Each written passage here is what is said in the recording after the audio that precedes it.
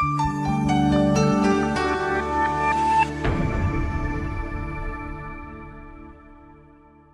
and welcome to Wednesday's video. I'm recording this on Wednesday for a change, and today's video is on the subject of, does your biochemistry affect your trading decision making? Now, there's a book that came out 2 or 3 years ago, which I read a couple of years ago, called The Hour Between Dog and Wolf, and I'll bring it up so you can see what it is. The Hour Between Dog and Wolf. There it is. John Coates. John Coates, The Hour Between Dog and Wolf. And he came at writing that book. I think he's ex-Goldman Sachs or someone like that. But he's also a biologist, and I think he has a PhD in biology. And what he did is he did a lot of testing to see whether things such as your testosterone levels can have an impact on your ability to make trading decisions. And I remember when I read that book, I just thought, oh, it was a fascinating book. Don't get me wrong, it can be hard going at times, but you need to push on through. If you're going to get that book, I would advise pushing on through, because some bits are a bit heavy going, and then all of a sudden you think, oh yeah, this was a really interesting section. But anyway, let me give you an example. So they did a lot of tests with sort of bank traders, prop traders, and what they found was that if a bank trader had suffered some losses, so their equity sort of came down or whatever, they suffered some losses in the bank, then they would find it harder to get back in the saddle.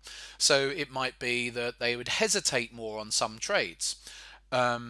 Whereas if a trader's had a really good run, then they wouldn't have any sort of hesitation and they would be very confident. And what they did is they measured their testosterone levels, and so the testosterone levels, what they found is it's a natural mechanism within us to protect us, which dates back to thousands of years ago, when we're running away from wild animals or whatever, fight or flight as it's often called. And so if our body thinks that we're under threat, the one way to protect us is to run away. And but if our body feels that, oh, well, actually we can handle this situation, then it'll increase the testosterone levels to be able to do so.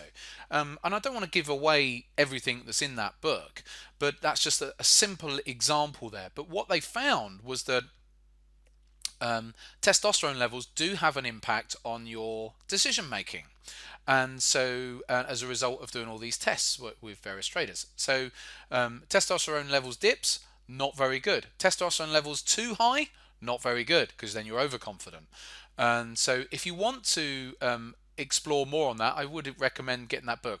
This isn't an open thing for everyone to say, oh, you've got to read this book now and you've got to read that book.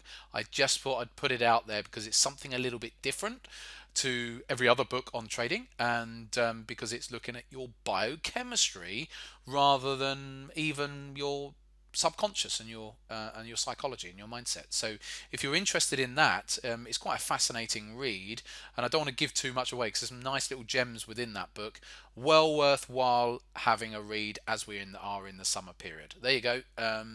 Testosterone levels affecting your ability to trade. Now, it's not all about testosterone. Let me just add to there, but certainly our biochemistry, and how that can affect our decision making. There you go. That's me done for now. I will be back on Friday for live trading because it's non-farm payrolls on Friday. So I'll see you then.